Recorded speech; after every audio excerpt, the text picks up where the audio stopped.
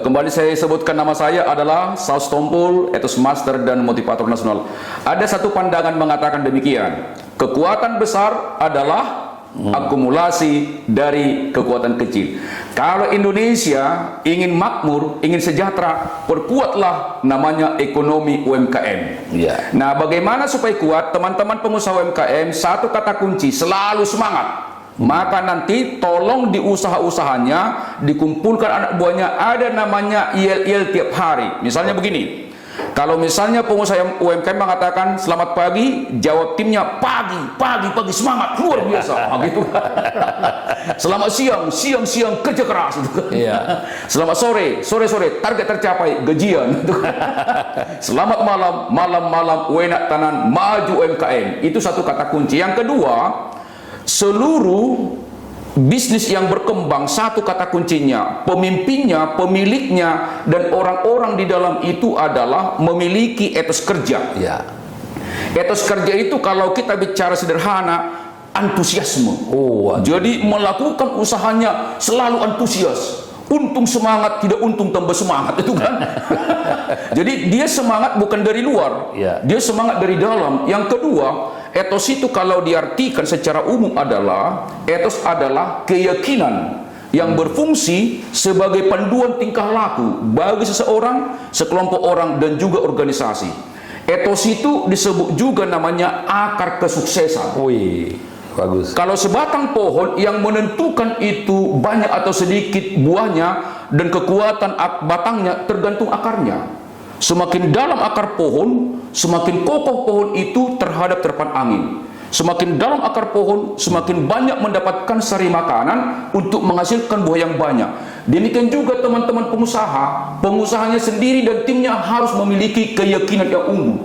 Yakin sukses itu saja, pasti yakin. Karena alam itu kan menangkap pikiran kita kan. Tapi kalau kita pesimis, selalu bicara kendala, nggak mungkin kita selesai. Setiap masalah pasti ada solusi kan, itu kan? Karena di balik masalah itu kan ada kekuatan. Nah, saya mengusulkan kepada teman-teman pengusaha UMKM, ada 8 etos kerja yang perlu diperkuat. 1, sadarlah. Kalau untuk karyawan, sadarlah kerja di UMKM adalah rahmat.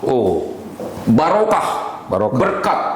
Karena yang bekerja UMKM itu kan banyak orang melamar, tapi kan tak diterima kan, tuh kan. Jadi yang bekerja di UMKM sekarang, maknailah pekerjaanmu itu adalah rahmat bagimu kan, special grace, berkat khusus kan.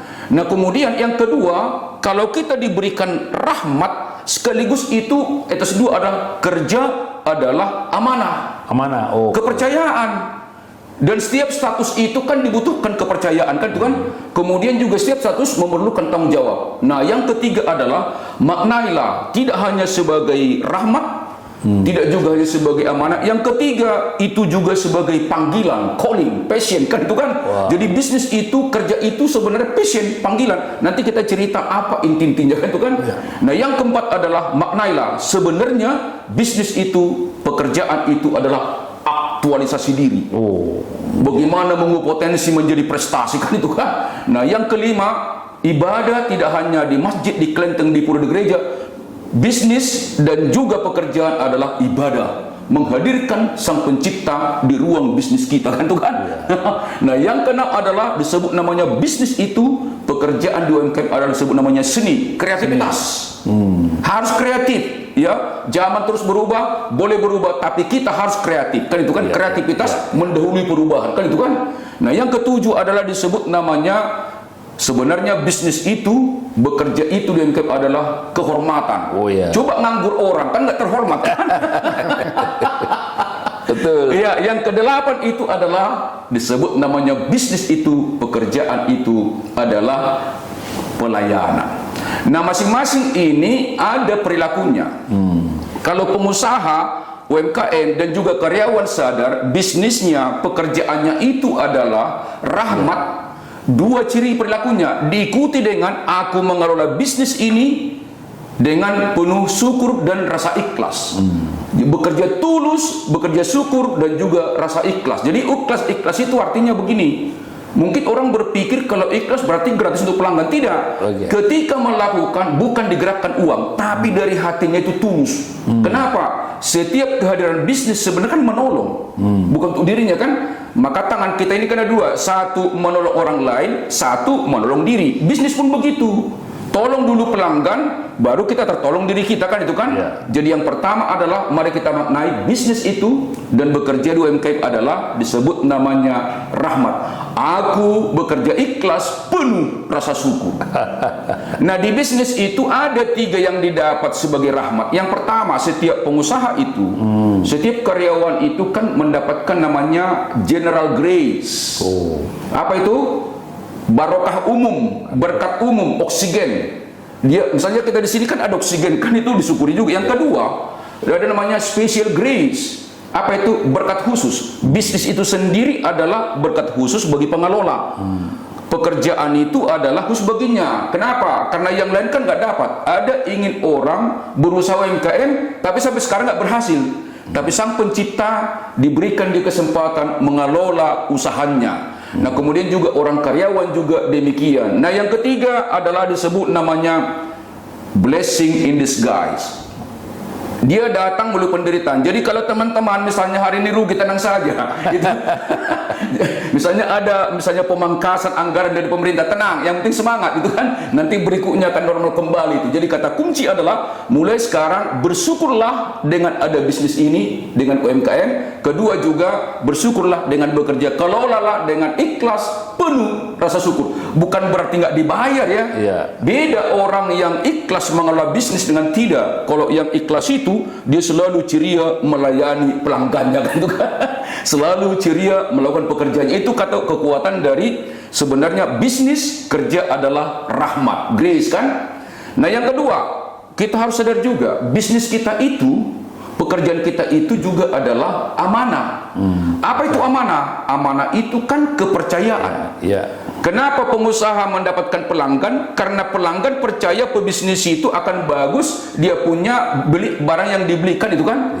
Nah, hanya di sini memang perlu disadari oleh teman-teman pengusaha dan juga karyawan. Jadi kalau dikatakan amanah berarti ada harapan yang ingin dipenuhi. Contoh, kalau kita berbisnis, apa harapan pelanggan dari kita? Pertama, kualitas, kan itu kan. Servisnya bagus kan, itu kan.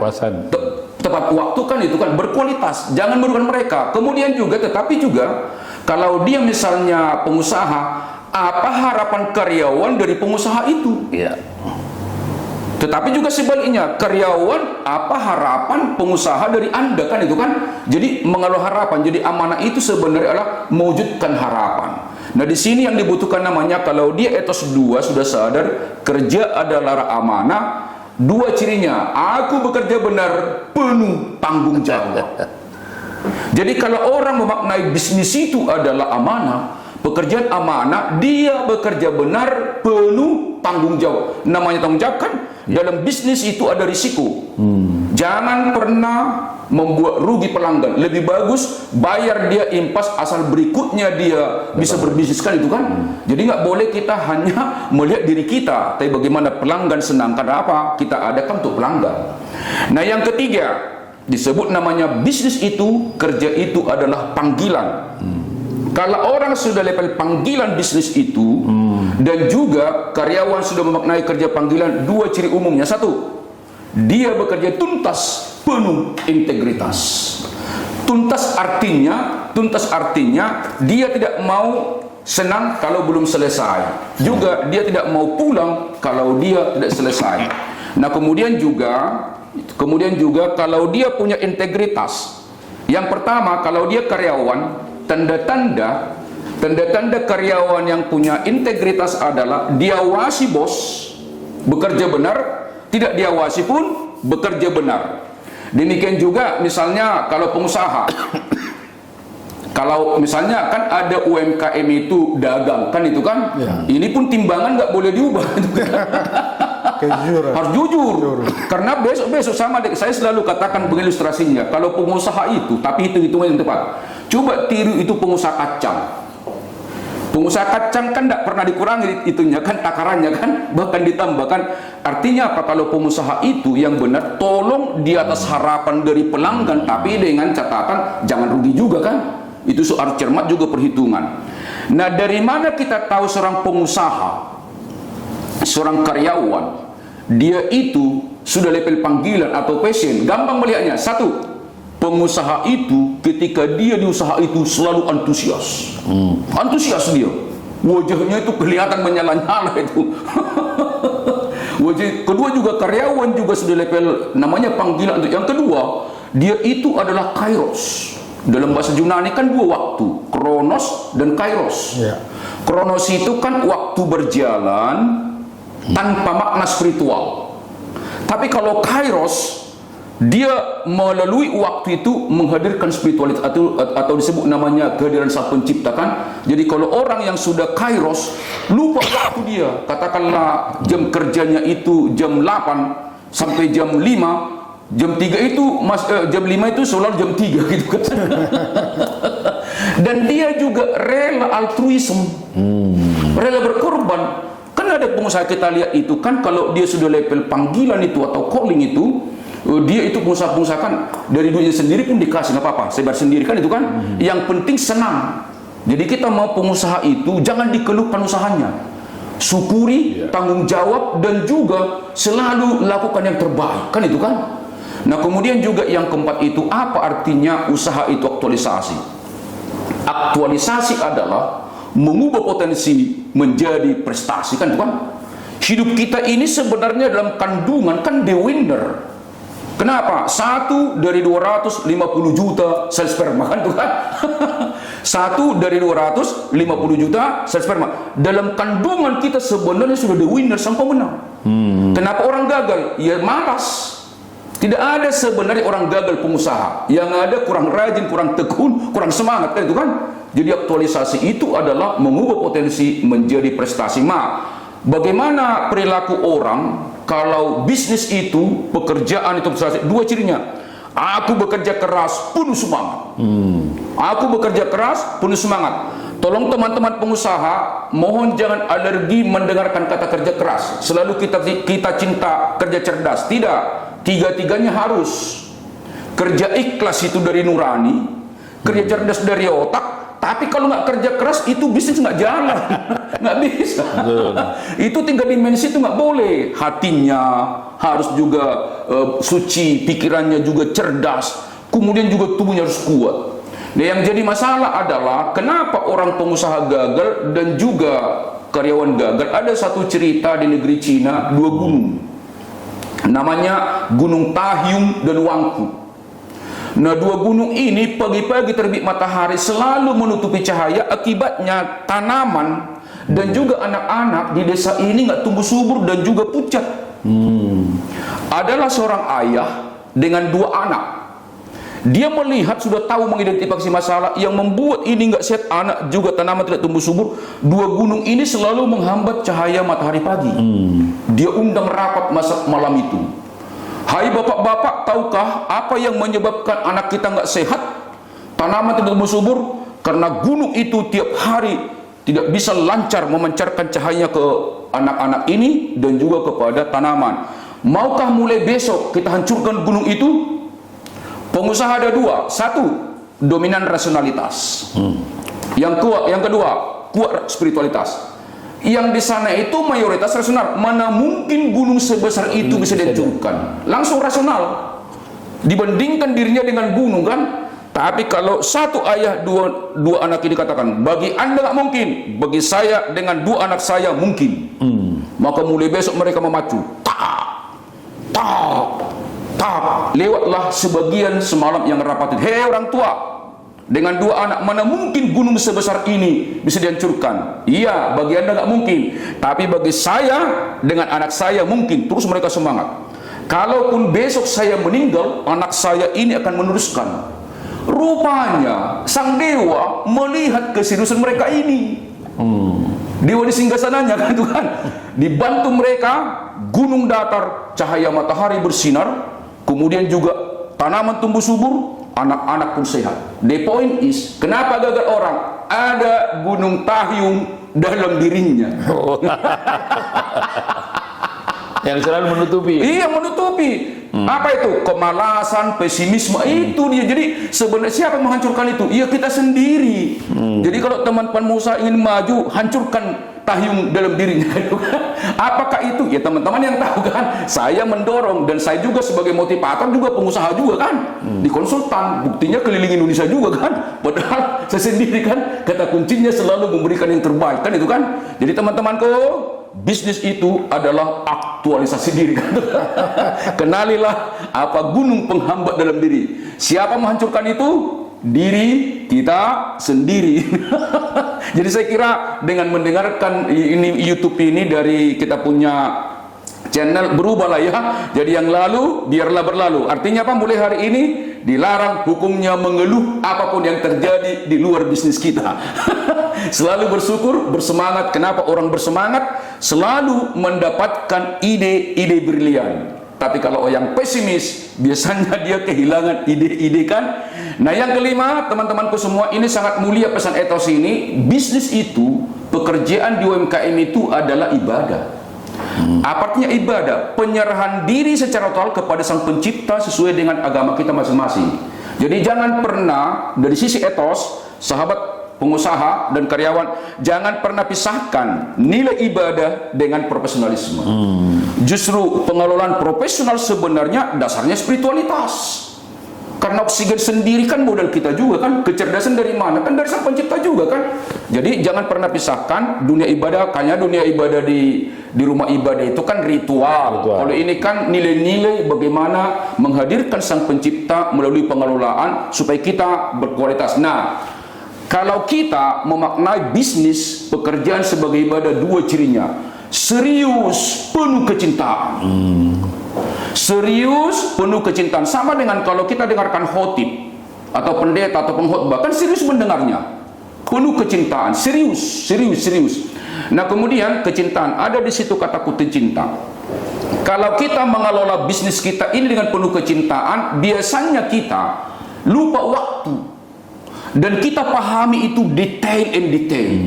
Sama dengan kalau karyawan atau pengusaha tidak mencintai bisnisnya, dia kan tahu global. Orang yang global memahami bisnisnya nggak mungkin maju. Jadi cintailah bisnisnya, ya, lakukanlah yang terbaik. Dan juga kalau orang mencintai bisnisnya, dia rela berkorban. Sama dengan kalau kita dulu waktu muda kan. Pasangan kita misalnya tanpa diminta apa-apa kan kita berikan. Demikian juga kalau pengusaha sudah mencintai bisnisnya, dia tahu yang dibutuhkan customernya tanpa diminta, dan itu datang dari dalam. Nah kemudian yang keenam itu adalah disebut namanya bisnis itu, usaha itu, kerja itu adalah disebut seni. Kata kunci seni di situ ada dua. Kalau orang sudah level seni, dia sudah level seni mengelola bisnis, dua cirinya: cerdas, penuh kreativitas. Cerdas rohani, cerdas intelektual, cerdas praktikal, itu dia. Cerdas emosional, itu dia, cerdas. Nah kemudian kalau orang yang cerdas itu kan selalu kreatif. Apapun masalah tetap ada solusinya. Kenapa? Kalau saya melihat dari sisi etos itu, sebenarnya kecerdasan itu, kreativitas itu kan bersumber dari Sang Pencipta. Apa buktinya? Saat ini kan kurang lebih antar 6 sampai 7 manusia kan, tak satu pun sama wajahnya kan. Betul nggak? Betul. Iya, artinya kalau kita ingin menjadi adaptif, bahkan lebih cepat dari perubahan, ya harus menghasilkan namanya kreativitas. Makna itu seni, harus maestro kita di situ ya. Jadi kalau seniman itu berarti di bidang itu maestro. Seperti apapun hambatan dari luar, ada selalu solusi kan. Dan dari sisi strategi SWOT sebenarnya kan menghadapi luar itu kan kekuatan di dalam. Karena yang di luar itu kan nggak bisa kita ubah, yang bisa kita ubah kan di dalam kan. Nah yang ketujuh adalah bisnis itu, pekerjaan itu adalah kehormatan. Nah itu kan, dengan kita pengusaha kan terhormat kan. Coba kita menjadi penganggur, kan nggak terhormat, malu juga kan. Istilah orang kita di desa itu ikut arisan pun dia malu kan, takut ditanya, nggak ada pekerjaannya kan. Jadi oleh karena itu bisnis itu sebuah kehormatan. Apa artinya? Ciri-ciri pengusaha yang memaknai bisnis sebagai kehormatan, dua cirinya: dia mengelolanya dengan tekun, penuh keunggulan. Dia tekun, penuh keunggulan, konsisten. tekun, penuh keunggulan. Itu yang perlu ditanamkan kepada pengusaha, anggota kita di UMKM ini, dan juga dengan karyawan. Nah, biasanya begini, satu kata kunci orang yang merasa dia kehormatan bisnisnya, dia bangga. Bangga dia. Maka selalu kita katakan kepada pengusaha dan juga karyawan, banggalah dengan perusahaanmu dan buat perusahaanmu bangga dengan dirimu, kan itu kan? Banggalah kita menjadi pengusaha dan buatlah pelanggan itu bangga dengan kita, itu maksudnya. Jadi kata kunci di situ adalah ketekunan. Tidak ada yang unggul, yang ada yang tekun. Sebab tidak pernah keunggulan mendahului ketekunan. Jadi teman-teman, seperti apapun sekarang dinamika UMKM, maju terus. Pasti ada solusi. Pasti ada solusi. Pasti ada solusi. Tidak ada masalah yang tidak ada solusi. Kata kuncinya, etos kerja kita, karakter kita harus menjadi karakter yang tangguh dan yang optimis, selalu bergerak ke depan. Jangan jadi tempat, kan, bukan? Nah, yang terakhir, etos 1 sampai 7 itu kan masih bermuara dalam diri kita. Tapi yang dirasakan oleh customer itu adalah etos yang ke-8. Bisnis kerja adalah pelayanan. Kalau kita sudah sadar bisnis dan pekerjaan di UMKM pelayanan, dua cirinya, aku bekerja sempurna penuh kerendahan hati. Aku bekerja sempurna penuh kerendahan hati, sempurna melayani kepada customer tetapi tetap rendah hati kepada pelanggan. Nah, itu dia kan. Sempurna. Dari mana kita tahu misalnya kesempurnaan itu? Rendah hati menanyakan kepada customer. Maka sebaiknya, katakanlah usaha kita ini misalnya kan harus tanya gimana tingkat kepuasannya, kan, apa perlu kita perbaiki, kan itu kan. Jadi oleh karena itu perlu kita perkuat. Nah, kemudian kalau saya masuk kepada misalnya di etos 8 itu adalah yang pertama itu, tolong kita kenali bisnis kita itu apakah dia jasa atau produk, ya, tangible goods atau intangible goods. Karena berbeda ini pemasarannya. Kalau etos 8 kan? Iya. Misalnya kalau dia misalnya UMKM production. Iya. Kan 4P. Produknya harus bagus, kan? Desainnya, kan itu kan? Kemudian juga promosinya harus bagus, harus jelas. Yang ketiga itu adalah harus juga di mana tempatnya, place, kan? Kan produk, price, place, promotion, kan itu kan ada 4P itu. Jadi teman-teman yang memproduksi barang jangan hanya menjual di toko, tapi harus tahu produk kita itu apa, kemudian juga bagaimana mempromosikan, di mana diambil place-nya, kemudian juga bagaimana harganya. Ingat teman-teman, orang membeli produk bukan selalu karena berkualitas, tetapi karena persahabatan. Kualitas bagus, harga bagus, tapi harus bersahabat. Kalau harga yang sama, kita bersahabat, pasti ke kita datangnya. Maka orang membeli tidak sekedar hanya karena produk dan jasa, tapi karena persahabatan. Itu kalau untuk sifatnya barang berwujud. Nah, kemudian kalau teman-teman pengusaha, misalnya UMKM itu di bidang jasa, ada 3P. Yang pertama, katakanlah UMKM tiketing, ya, contohnya, ya, atau jasa rumah sakit. Seperti kita kan klinik, kan itu kan. Ada 3P. Yang pertama, physical evidence. Physical evidence. Katakanlah kalau rumah sakit atau tiketingnya, orang yang menggunakan jasa itu fisiknya harus bagus. Physical evidence. Jangan mogok di jalan. Atau misalnya kalau rumah sakit, jangan mogok itu labnya. Dipastikan itu kan physical evidence. Yang kedua, proses. Mulai masuk customer memesan tiket atau masuk rumah sakit harus memuaskan bagi customer. Jangan kelamaan. Jangan sampai nanya berapa lama lagi.